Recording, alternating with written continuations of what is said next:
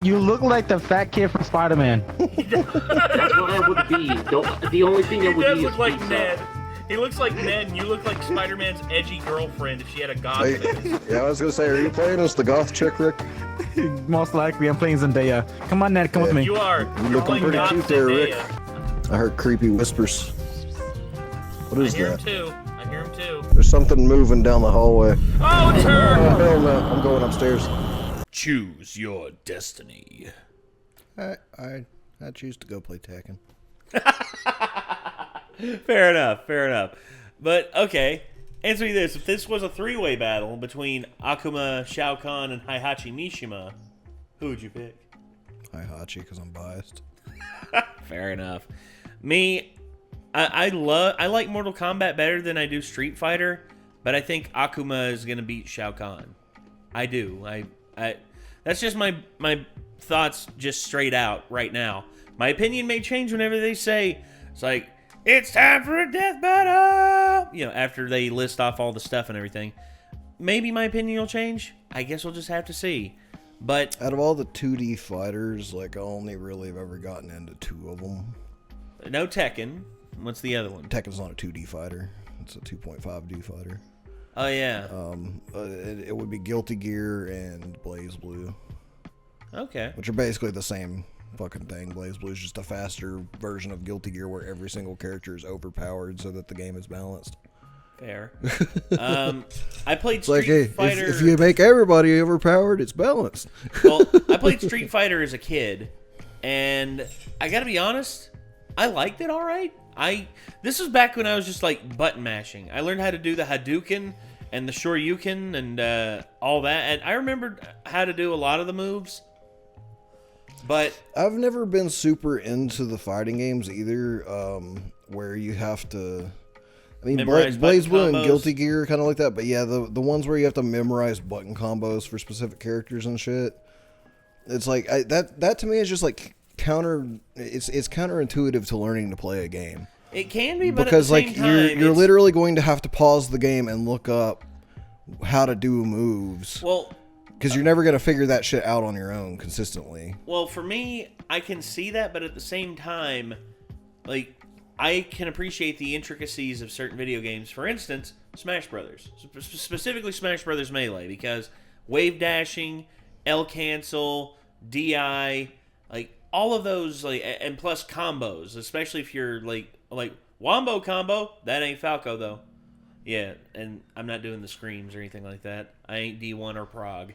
But I also like Smash Brothers for that reason too, because you know it's mostly like over B, up B, stuff like that. Tekken's kind of the same way. It's like any combination of usually one or two of the 4 buttons that you have, 2 of which are kicks and 2 of which are punches most of the time. And then any of the 8 directions, like up, down, left, right, up, left. You know, And those can all do different moves. And so, like, learning a character feels pretty intuitive in Tekken because you just start testing out what each direction does. And then, you know, after that, you add more onto it and you add them into combos and see how they combo into other moves and stuff.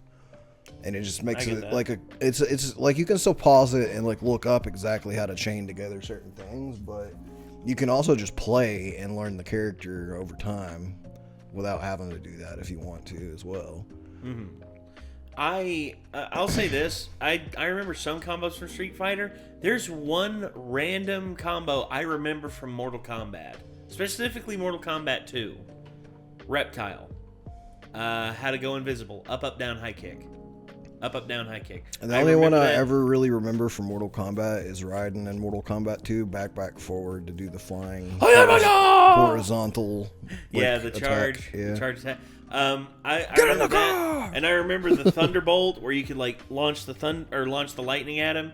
And then I remember the one that my sister spammed the hell of, Melina's like flying kick.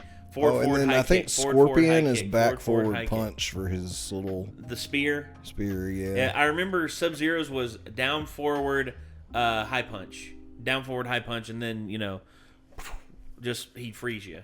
Yeah. For the freeze shot. And God, dude, I remember looking up those combos and everything and just being like, oh my gosh, this is awesome. And then me and my friend, I remember I had a Game Gear, and me and my friend Ian decided to do all of the fatalities that were in the Game Gear version. The Game Gear version was very... they had to limit the amount of stuff that was in there, but we managed to do it. We did the fatalities of every single person. Yeah, me and my next door neighbor Levi did all of them on Mortal Kombat 2 for Super Nintendo. Yeah, I remember doing that too. I also remember another one. Press and hold high kick at the beginning of the match when you're Liu Kang, and you do the bicycle kick, Yeah. and then forward high kick for his high kick, the wah wah wah. I used to do that back and forth. I had my cousin Zach like sit in the middle and just like duck down, and I'd go over top of him, just all of a sudden wah wah wah. And then the fireball, that one was fun. I miss being young and being able to play those games guilt free. Now it's just like if I want to play it the OG way, I gotta get out my Super Nintendo. I gotta get it plugged up to a TV that takes composite, and then if I play it on this big friggin' TV up here, it's not gonna look right. So we got that one out there, the big RCA that looks good but is a friggin' tank to haul around. I mean, I miss it. And I'd love to be able to do that. I'd love to be able to just play it guilt-free, no problem. But it is what it is. But either way, we have a death battle here. Akuma versus Shao Kahn.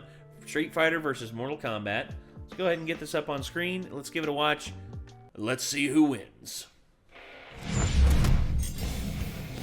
Akuma, Street Fighter Supreme Master of the Fist. Shao Kahn, conqueror of Mortal Kombat. Today, we'll find out which final boss reigns supreme. He's Wiz and I'm Boomstick. And it's our job to analyze their weapons, armor, and skills to find out who would win a death battle. This is the Japanese kanji for heaven, symbolic of the infinite sky above and the one who stands before it. And the last thing you'll ever see when you meet Akuma. Trained by Master Gotetsu at an early age, Akuma was practically born into the ways of fighting. He and his brother Goken were taught the form of Ansatsuken, literally meaning the assassination fist. Now everybody says martial arts are all about meditation and being zen and all that other boring shit. Well, Ansatsuken ain't like the other guys. It combines judo, kenpo, and karate into a unique style that's all about murdering your opponent as fast as possible. Hell yeah! Unfortunately, the brothers' views on their training greatly differ. Goken rejected the violent methodology of the Ansatsuken, leaving to develop his own, less lethal variant of the form. Because a style called Assassination Fist clearly needed less assassination. Yeah. Good thing Akuma was all about the real deal. He got so hardcore he started training to embrace the biggest martial arts secret out there. The Satsui no Hado. Ever present, ever malicious, this is a manifestation of literal killing intent. Only Gotetsu had ever mastered this dark power. So it's like the dark side of the Force, but with karate? No, but sure. With the Satsui no Hado, Akuma gained great power at the cost of all compassion. This is the power of monsters. More like winners! Akuma got so good he challenged his master and killed him Sith style. With his ex-master's beads around his neck, he declared himself the new master of the Satsui no Hado. Obviously, this destroyed his relationship with Goken. The two brothers' destinies, let alone ideologies, were irreparably torn apart. But who cares when Akuma's perfected all the abilities of an overpowered Shoto character, and then some. He can rain down Go Hadoukens, teleport with the Ashura Senku, and take you for a whirl with the Tatsumaki Zankyukaku. And if Akuma ever wants to take things up a notch, he can summon forth the Kongo Kokoretsuzan, a geyser of pure energy strong enough to sink an island. With all this power, Akuma is among the toughest Street Fighters out there. Which says a lot when Hakan could loop himself up with enough oil to, get this, launch E-Honda into orbit to headbutt a giant meteor into smithereens. Well, there's only one way to figure out the TNT of that. I've got the oil, Wiz. Get ready to launch. That's okay. I've already done the math. It's over 500 trillion tons. Oh, can we still do it, though? Fine. But did you know Akuma's also traded blows with some of the folks from Final Fight? I guess they're Street Fighters too. And the Macho Mayor Mike Hagar can pile drive people so hard, it makes an explosion you can see from space. Comparing the blast size to Earth's diameter, this explosion must have a yield of over 120 teratons of TNT. That might seem nuts, but hey, Akuma's done the same kind of thing. No wonder the only guys who can match him are badasses like Goken. Akuma would challenge Goken again and again, determined to prove his version of the Ansatsuken was superior. And apparently, he was right, as he defeated Goken with his signature technique, the Shun Goku Satsu. AKA the Raging Demon! With this, Akuma gives in to his killing intent, targeting a person's soul and killing their spirit with the weight of their sins. There is only one known way to survive it, emptying your own soul from your body. Fortunately, Goken knew exactly how to do that. Speaking of souls, this guy Nakali once tried to take Akuma's by devouring him, but not being into war, Akuma just blew him up instead. He's so Jesus. powerful, defeating an opponent takes less effort than smacking a baby. Not that Akuma would ever do that. No, I'm serious, he never would, because despite the whole zero compassion thing, he has a weird code of honor. It's not compassion at all. To Akuma, fighting is a sort of religion, and respecting the art is more important than anything. He'll spare those with an unfair disadvantage, and those whom he deems respects martial arts like him and can improve. In this way, he sort of became an unwanted mentor for Goken's student Ryu. Hey, he's not a total killjoy. He did befriend Elena. Well, more like Elena befriended him, but whatever. But should you disrespect the art of fighting, Akuma will not hesitate to murder you as disrespectfully as possible. Like when he jumped that a-hole and Bison so fast he killed him in one shot. And Bison was quick enough to tag this satellite laser beam. Following the beam speed at this angle, we can determine it was moving well over 5,000 times the speed of sound. But even with all that power, Akuma knew he'd never be at his best until he'd mastered the Satsui no Hado and become Akuma Blanco. Shin Akuma. As Shin Akuma, he possesses full control over the dark art, using it to its fullest extent. Only Gotetsu had ever mastered the Hado like this, because doing it is not just super difficult, but super dangerous. Right. The Satsui no Hado isn't just a form of energy, it is a sentient entity, striving to push those who connect with it to fully commit to their rage. For when they do, they are no longer themselves. They become the Satsui no Hado itself. Yeah, like when it tried to take over Ryu and manifest it as its own evil person, Kage. Akuma truly believes the Hado is his best chance at becoming the ultimate world warrior. But he also knows that if he's not careful, he could lose himself to it. And when he does, the Hado will take his body and become the awesome, demonic Oni. Oh, he's super powerful. Oni's got all sorts of new moves and can easily overpower pretty much any other Street Fighter. In Japanese folklore, Oni are yokai, or demons, that spawn from the souls of the wicked upon death. However, in some legends, the most evil of humans can actually transform while still alive. Such as Shuten Doji, a drunken monk who gave in to malice, became an Oni, and was so powerful he could not die, even after he was decapitated. Not so different from this big bad blue boy. But hey, Akuma hasn't lost himself to the dark side of the Hado yet. The dude split apart mountains, taking a leisurely trip to the bottom of the ocean, and literally leaped into the land above the clouds. He just jumped, and he was there. Forget standing Jumped up to before the him. realm of the This gods dude and was straight just like, oh shit. Hey God, what's up? up flies above it. Akuma's lust for battle will likely never be sated, but his chosen path has been set. He will either be the world's deadliest man, or its bleakest failure. Until then, he will never stop searching for a foe who can challenge the might of his Satsui no Hado.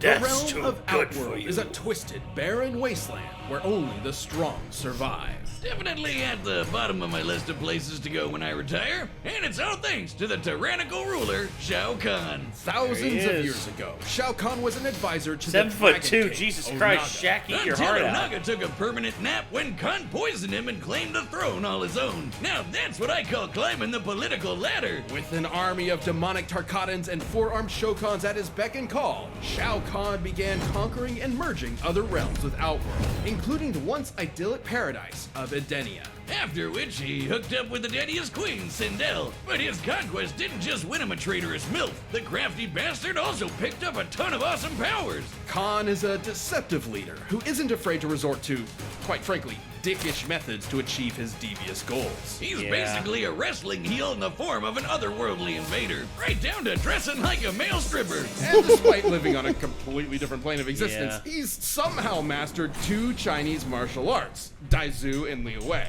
both of which prioritize fast and aggressive strikes to overwhelm opponents. But Khan's real bread and butter is his mastery of magic. He can shoot fireballs, create portals, make you his telekinetic yo-yo, bounce projectiles back to sender, and conjure his signature hammer whenever he wants. With his Wrath Hammer, Kahn can crush even the strongest combatants With a K! to pieces with his brutal fatalities. But perhaps his most iconic ability is taking souls. With just a wave of his hand, he can dine on some fine soul food, courtesy of whatever Sapp crossed his path. Kahn went far with these abilities, and it wasn't long before his conquering eye caught sight of a little planet called Earthrealm. But first, his ER? forces had to rack up enough wins in Hit the Music Whiz. We don't have the licensing rights. Mortal Kombat!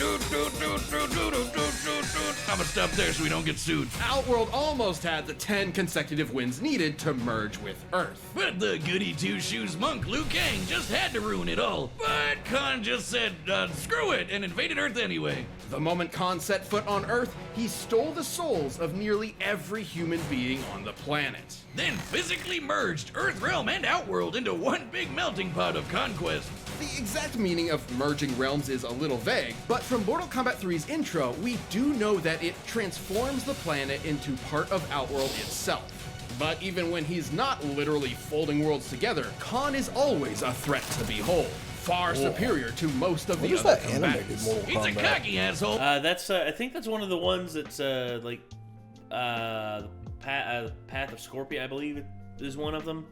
I forget, but they've released some very violent ones here I didn't know recently. they'd done animated Mortal Kombat series It was a or movies or anything. yeah, it's about I think it's a trio of movies right now. But damn, he sure knows how to get stuff done. He's one-shotted Johnny Cage and Sonya Blade, survived being impaled, broke Kotal Khan's back, and has consistently surpassed the likes of the Thunder God, Raiden.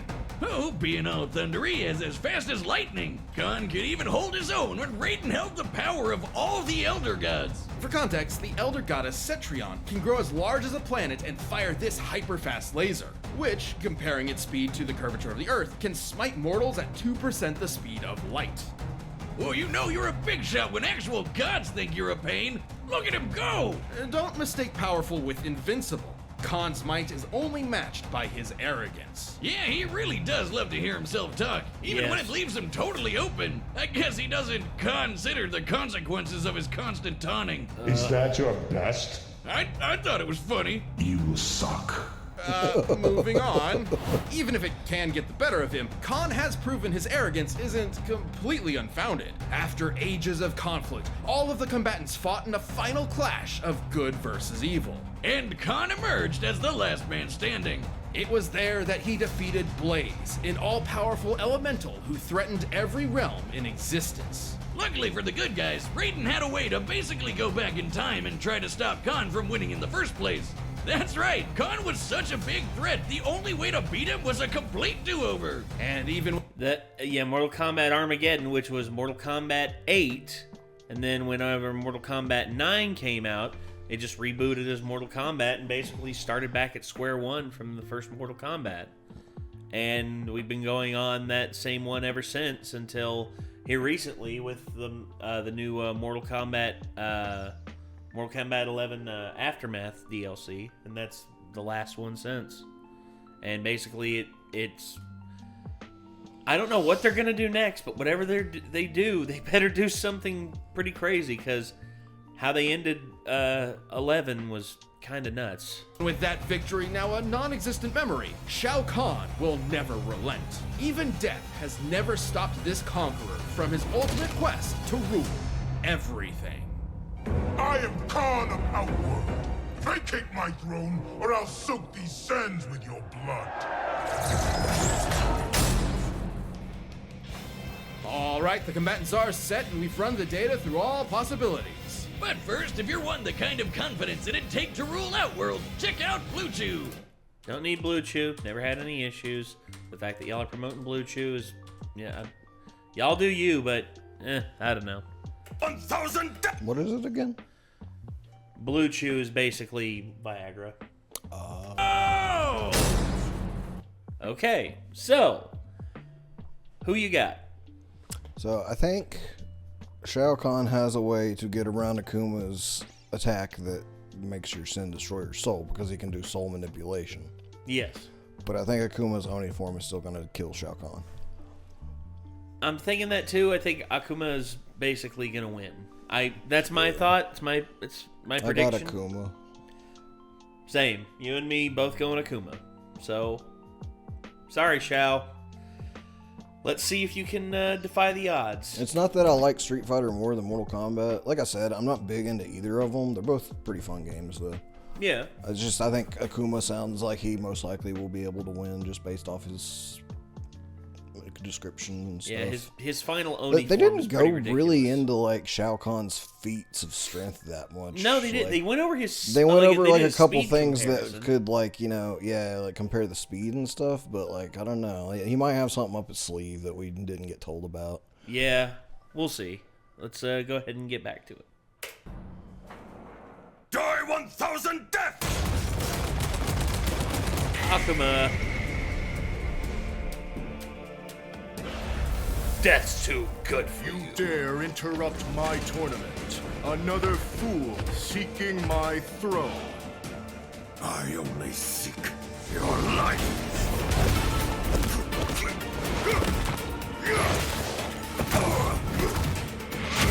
Damn.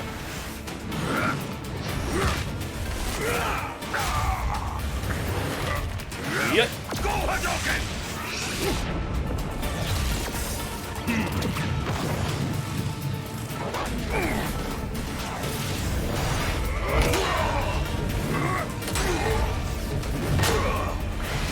You will die! Death is beneath me!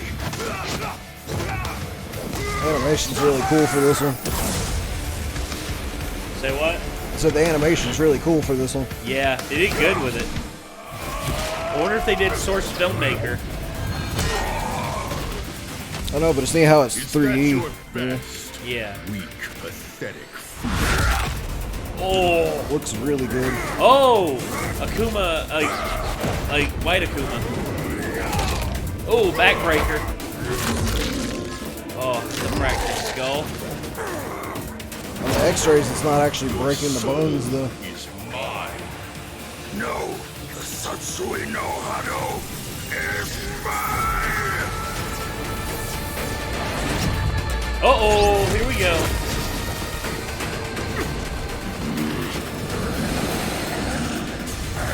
He's already in Oni form, so Shao Kahn may have something up his sleeve. I guess we'll see.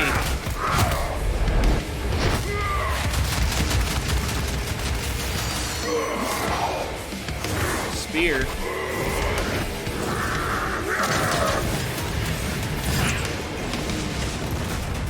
Ow.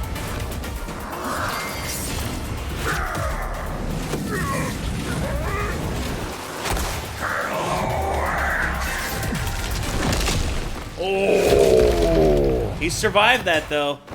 He has survived having a hole punched in his chest.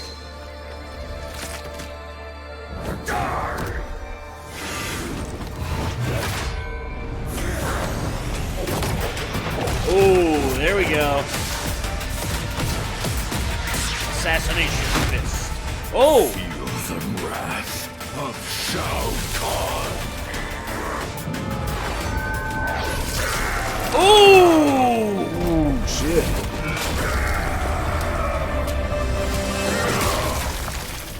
Flawless victory. I call bull.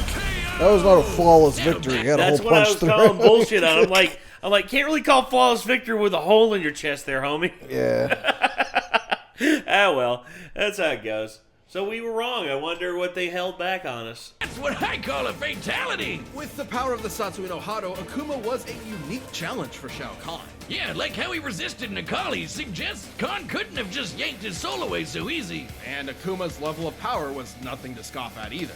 Akuma's biggest hits were way stronger than you'd think, blasting apart meteors and making explosions seen from space. But Kahn survived blasts from beings even more powerful than that, like the Elder Gods, who can grow to the size of planets. And actually, now that I think about it, this did take place in Outworld, and that only extends, like, Kahn's protection against the power of the Elder Gods only extends whenever he's in Outworld. Oh.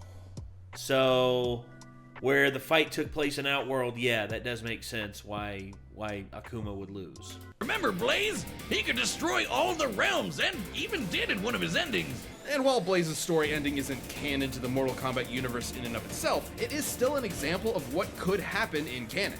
And Kahn whooped that red-hot ass. While we do not have an exact time frame for Blaze's destruction of the realms, destroying Earthrealm alone would require at least overcoming Earth's gravitational binding energy, or about 47.8 zetatons of TNT. Over 300 million times the power of the Terratone explosion from Akuma's lineup. And keep in mind, when Kahn merges realms, he is literally morphing an entire planet into Outworld itself. This means it makes sense he could defeat Blaze, because he already commands a similar level of power. But I know what you're thinking. What about the Raging Demon, Akuma's awesome finishing move? Shao Kahn has racked up more than enough sin in his time for it to totally murder his soul. There was always a possibility that Akuma would get a lucky hit in with the Shungoku Satsu. However, given Kahn can keep up with the likes of Elder Gods and their space lasers, he could certainly keep pace with Akuma. And sure, Kahn's an arrogant son of a bitch, but he knows when to get serious. If his arrogance was that big of an issue, he wouldn't have conquered so many realms. Both Akuma and Kahn were among the best of the best in their respective worlds, but this match ultimately came down to who would land their killing blow first. Shao Kahn's overwhelming power, mystical abilities, and treacherous strategies were enough to claim this victory. Outworld's Emperor was the only one who could surpass Akuma. The winner is Shao Kahn. Fair enough. That's how it goes. But I mean, to be honest, like with the way Tekken is, like you also asked me earlier, like who do you think would win if Heihachi was in this battle? It was like Heihachi wouldn't win, probably. probably not. Because while they have like demons and stuff in Tekken, like as far as I recall, they're not really on the same power structure in Tekken as Street Fighter or Mortal Kombat are. Yeah. Like Tekken's a little closer to reality to an extent. Yeah. There's obviously like some demons and like otherworldly entities that these fighters can beat, so they're not, you know, they're superhuman to an extent, but Let's see. I'm still wondering what the hell they're going to do with her. I think they did something recently, actually. Like, I think she's the one that came back as a demon in, like, 5 or 6.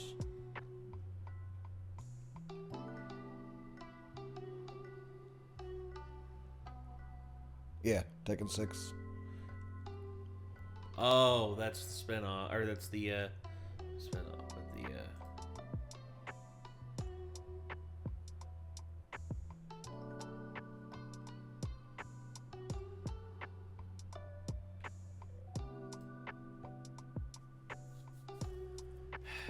Well, I was wondering if they were ever going to do anything with her. Yeah, Sorry, she's been in as a fighter since 2, because I remember playing as her in one of them. I can't remember which one it was. She wasn't in a game until 6. I thought she was in 2. She was in 2. No, that's what I'm saying. Yeah. Because Ogre supposedly killed her, and that was that. But yeah, so this death battle was a good one. I liked this, and honestly, yeah, we didn't get the prediction right, and I know there's gonna be people down below in the comment section say, "Ha, y'all are so stupid." I'm like, it's a fucking what if battle. Dude, neither of these characters. I literally exist. said at the beginning of the video that I'm not into either of these series. So if you're gonna call me stupid for not having all the knowledge about 2 characters from 2 series I barely played, then you're the one that sounds pretty dumb right now. And then all of a sudden, there's just people like, then why are you watching it? It's like, because you fuckers wouldn't stop requesting it. Exactly. People can be mad all they want, man. They just want a reason to yell at you. Yes, guess what? People are not fans of all the same things that you like and think is awesome. Exactly. Newsflash, asshole. People have their own opinions. People are allowed to have their own opinions. It's not that I'm saying your series that you like are bad. It's just saying that I've played other things that I like better. You personally don't like them as much as the other stuff. Yeah, and I'm not saying I don't like them either. I'm just saying I'm not that into them compared to a lot of people. Yeah. Anyway, that's played this shit out of it. Mortal Kombat 2 as a kid, but I can't tell you hardly jack shit about the story. I just know that I played it a lot with my friend that was next door, and we had fun with it. Well, I just didn't play a lot of the others besides that, really. Oh, either way, I mean, you still watch this, and we still had fun. I mean, I Same thing with Street Fighter 2. I played it with my cousins a lot because a lot of them had Street Fighter 2, and I just never really played a whole lot of else of Street Fighter. Like I played Street Fighter 4, I think, with my old assistant manager from the music store. Yeah, but I don't know. I didn't get much into it besides that. Anyway, if y'all want to talk about Tekken, though, I've played quite a bit of Tekken. Yeah. So anyway, I think that's gonna do it. This was Death Battle. It was Shao Kahn versus Akuma. Hopefully you all enjoyed. And if you want to see more from Death Battle, click their name in the title of the video. And until next time, I'm Nate. I'm Nick. We'll see everybody. Peace out.